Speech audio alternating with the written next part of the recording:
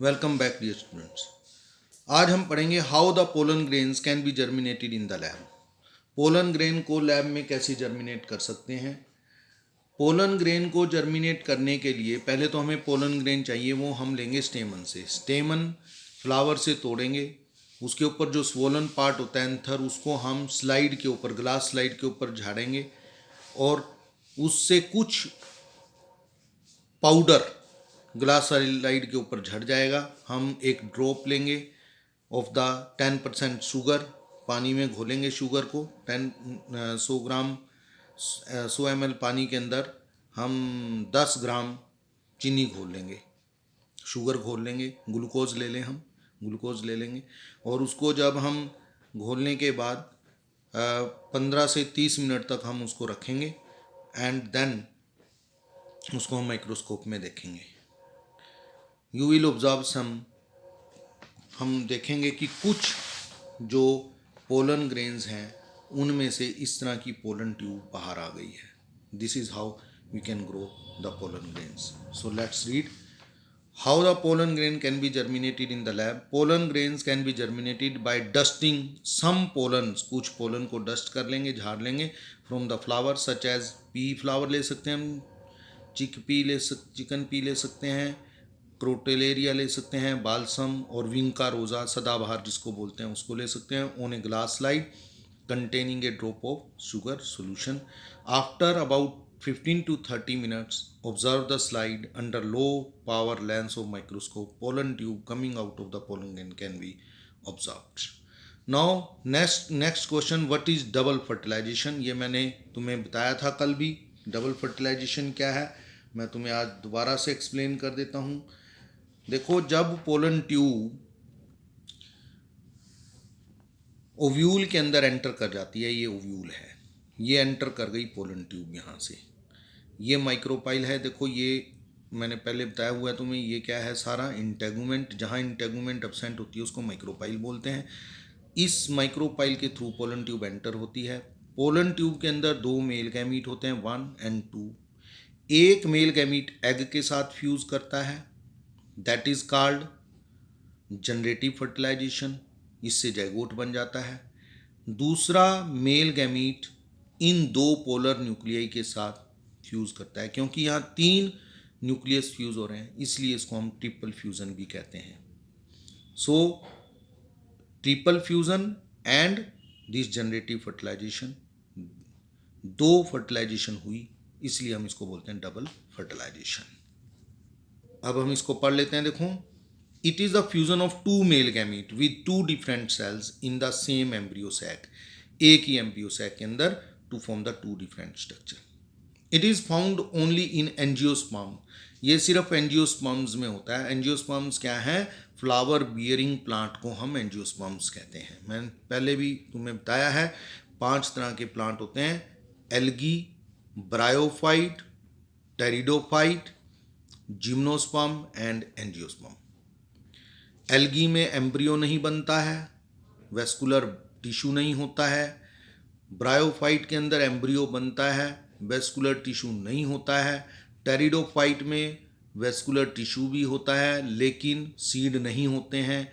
Gymnosperm के अंदर seed होते हैं लेकिन फ्लावर नहीं होते और सीड नेक्ड होते हैं, बिना किसी कवरिंग के, यानी उनमें फ्रूट नहीं होता है। और एंजियोस्पर्म में फ्लावर भी होते हैं, seed is covered with fruit. तो in angiosperm which was discovered by Nawaschin, ये डबल फर्टिलाइजेशन इन्होंने डिस्कवर की थी 1898। 1 male gamete fuses with egg, एक मेल गैमीट एग के साथ फ्यूज होता है to give rise to zygote. Diploid, zygote तो हमेशा डिप्लॉयड ही होता है, कार्ड जनरेटिव फर्टिलाइजेशन। तो जनरेटिव फर्टिलाइजेशन इसको बोलते हैं। Second male gamete fuse with 2 polar nuclei और secondary nucleus to form the triple primary endosperm nucleus. देखो, सेकेंडरी न्यूक्लियस क्या है? कई बार ये दोनों पोलर न्यूक्लियस आपस में फ्यूज हो जाते हैं बिफोर द फर्टिलाइजेशन, उसको हम सेकेंडरी न्यूक्लियस बोलते हैं। तो यानी सेकंड मेल गैमीट या तो 2 पोलर न्यूक्लियस के साथ या दोनों पहले से फ्यूज हो रखे सेकेंडरी न्यूक्लियस के साथ फ्यूज होता है to form the triploid primary endosperm nucleus. ठीक है, एंडोस्पर्म सेल और प्राइमरी एंडोस्पर्म न्यूक्लियस। पैन भी बोलते हैं इसको। ये न्यूट्रिटिव टिश्यू बनाएगा बाद में। It is called vegetative fertilisation या ट्रिपल फ्यूजन इसको हम बोलते हैं। So this is the double fertilisation. तो ये सिग्निफिकेंस भी होता है डबल फर्टिलाइजेशन का, ये तुम्हारे सिलेबस में है नहीं, इसलिए मैं इसको छोड़ देता हूँ। अब हम आगे चलते हैं, that is what is artificial hybridisation. Artificial hybridisation क्या है? Artificial hybridisation is the process in which the fertilization or pollination is carried by human efforts between the two genera, between the two species or between the two varieties। यानी दो different variety के बीच में जब pollination या fertilisation कराई जाती है human efforts से, उसको हम आर्टिफिशियल हाइब्रिडाइजेशन कहते हैं। ये कैसे कराई जाती है? अब हमने मान लो दो गेहूं की वैरायटीज़ हैं, मैं एग्जांपल वैसे ले लेता हूँ भी, गेहूं की दो वैरायटीज़ हैं, हमने उनमें आपस में पोलिनेशन कराना है। अदर नेचर में तो पोलिनेशन होगा नहीं, क्योंकि जो पोलन ग्रेन गिरेंगे उसी वैरायटी के पोलन ग्रेन गिरेंगे अगर, वो जल्दी जर्मिनेट करेंगे और जल्दी पोलन ट्यूब उनकी ग्रो करेगी और वहाँ पहुँच जाएगी, ओव्यूल तक पहुँच जाएगी। लेकिन अगर हम उन पोलन ग्रेन को गिरने ना दें और दूसरी वैरायटी के पोलन ग्रेन उसके ऊपर गिरा दें, तब तो वही पोलन ग्रेन है, जर्मिनेट करेंगे वो, क्योंकि स्पीसीज तो सेम है। तो वो पोलन ट्यूब, उसकी पोलन ट्यूब वहाँ पहुँचेगी पोलन एग तक और फर्टिलाइजेशन हो जाएगी। डिफरेंट स्पीसीज़ में भी हम पोलन ग्रेन को कुछ केमिकल की हेल्प से स्टिमुलेट कर देते हैं, या डिफरेंट जनरा के पोलन ग्रेन को हम स्टिमुलेट कर देते हैं to grow and to produce the new type of seed. This is called artificial hybridisation. इसमें दो बहुत इंपॉर्टेंट मेथड हैं, एक है इमेस्कुलेशन और दूसरा है बैगिंग। अब इमेस्कुलेशन क्या है? देखो, इमेस्कुलेशन मैं तुम्हें समझा, ये बाइसेक्सुअल फ्लावर है। बाइसेक्सुअल फ्लावर क्या होता है? जिसमें स्टेमन भी हो और पिस्टिल भी हो, that is called bisexual flower. अब मान लो हमने इसको हाइब्रिडाइजेशन करानी है, हमने ये फीमेल फ्लावर ले लिया, हमने सोच लिया कि इस फ्लावर को इसका हम सिर्फ फीमेल पार्ट लेंगे।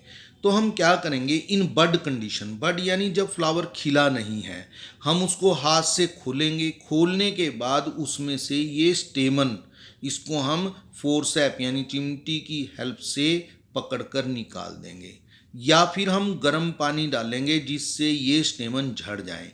That is called emasculation. ये बाइसेक्सुअल फ्लावर में ही जरूरत पड़ती है। अगर हम बाइसेक्सुअल फ्लावर को जिसका हमने फीमेल पार्ट यूज़ करना होता है, उसमें हम इमेस्कुलेशन करते हैं। फिर हम क्या करते हैं, इस फ्लावर को इमेस्कुलेशन करने के बाद एक बटर पेपर से या एनवल्प से कवर कर देते हैं, ऐसे ढक देते हैं, ताकि इसमें कोई इस स्टिग्मा के ऊपर, क्योंकि ये स्टिग्मा तो रह गया, हमने ये रिमूव कर दिए, इस स्टिग्मा के ऊपर कोई अनवांटेड पोलन ग्रेन ना गिरे। That is called bagging. These two methods are very important in the artificial insemination. अब हमने बर्ड कंडीशन में ये हटा दिए थे, जब ये फ्लावर खिलेगा तो सिर्फ पिस्टिल उसमें रह जाएगा, और फिर हम क्या करेंगे, इस बैग को हटाएंगे, जो पोलन ग्रेन, जिस प्लांट के पोलन ग्रेन हमने इसके ऊपर गिराने हैं, उसके स्टेमन लेंगे और उसको इसके ऊपर डस्ट कर देंगे, झाड़ देंगे, फिर इसको कवर कर देंगे। पोलिनेशन हो गई अब आर्टिफिशियल पोलिनेशन, एंड फिर ये सीड में डेवलप हो जाएगा। In this way the artificial hybridisation is done. Now अब हम पढ़ लेते हैं इसको। So it is a process of crossing different variety of a species or different species of a genus। यानी different variety को same species की, या फिर different species को, या even in different genera to obtain a hybrid individual in which the desirable characters of the two parents are combined। जिसमें हम दो पेरेंट्स के बढ़िया करेक्टर को कंबाइन कर देते हैं। In such crossing experiment only the desired pollen grains are use. Desired pollen grain को हम यूज़ करते हैं, यानी जिसमें बढ़िया करैक्टर हो, डिज़ायर अपनी इच्छा का, are used for pollination and stigma is protected, और स्टिग्मा को प्रोटेक्ट करेंगे, बचाएंगे, किससे, कंटेमिनेशन फ्रॉम अनवांटेड पोलन, ताकि उसके ऊपर अनवांटेड पोलन ग्रेन ना गिरे, उसको बचाना पड़ेगा। This is achieved by emasculation and bagging technique. कई बार इमैस्कुलेशन ही पूछ लिया जाता है 2 नंबर में, तो हमने याद करना है। Emasculation it is the removal of anther from bisexual flower. ये बड़ी इंपॉर्टेंट लाइन है, सिर्फ बाइसेक्सुअल फ्लावर में ये करने की जरूरत पड़ती है। अगर फ्लावर यूनिसेक्सुअल है उसमें तो इधर मेल पार्ट है या फीमेल है, फिर इसकी जरूरत नहीं पड़ती। From bisexual flower bud condition में करते हैं before the anther dehisce, anther के डिहाइस होने से पहले, क्योंकि अगर उस फ्लावर में एंथर डिहाइस हो गया तो उसके पोलन ग्रेन स्टिग्मा पे गिर चुके हैं, वो तो कंटेमिनेशन हो गई। तो एंथर के डिहाइस होने से पहले using a pair of forceps और hot water. Bagging, emasculated flowers have to be covered. फिर हम उसको इमैस्कुलेट यानी जिसमें से हमने स्टेमन रिमूव कर दिए उसको हम कवर करेंगे with A bag of suitable size of butter paper two prevent the contamination of stigma with unwanted pollen. This is called bagging. When stigma of bagged flower attain receptivity, जब stigma mature हो जाएगा, वो bag से ढका हुआ जो flower है उसमें mature pollen grains collected, mature pollen grain को हम इकट्ठा करेंगे from the anthers of the male parent, जो हमने मेल पेरेंट सेलेक्ट किया उसमें से, are dusted on the stigma, उसको हम स्टिग्मा के ऊपर झाड़ देंगे। And flowers are rebag, flower को दोबारा से रीबैग कर देंगे। And fruits are allowed to dwell. If the female parent produce unisexual flower, अगर फीमेल पेरेंट यूनिसेक्सुअल है, there is no need for emasculation, फिर नीड नहीं है इमैस्कुलेशन की। याद रखना है बच्चों भाई, अगर यूनिसेक्सुअल फ्लावर है जिसमें से हमने फीमेल पार्ट लेना है, फिर इसमें इमैस्कुलेशन की जरूरत नहीं है। It is only required in bisexual flower.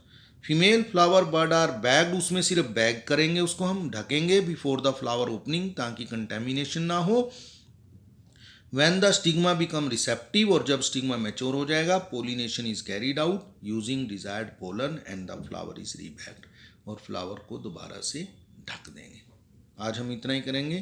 Thanks dear students. इसको लिखें और याद भी करें साथ साथ।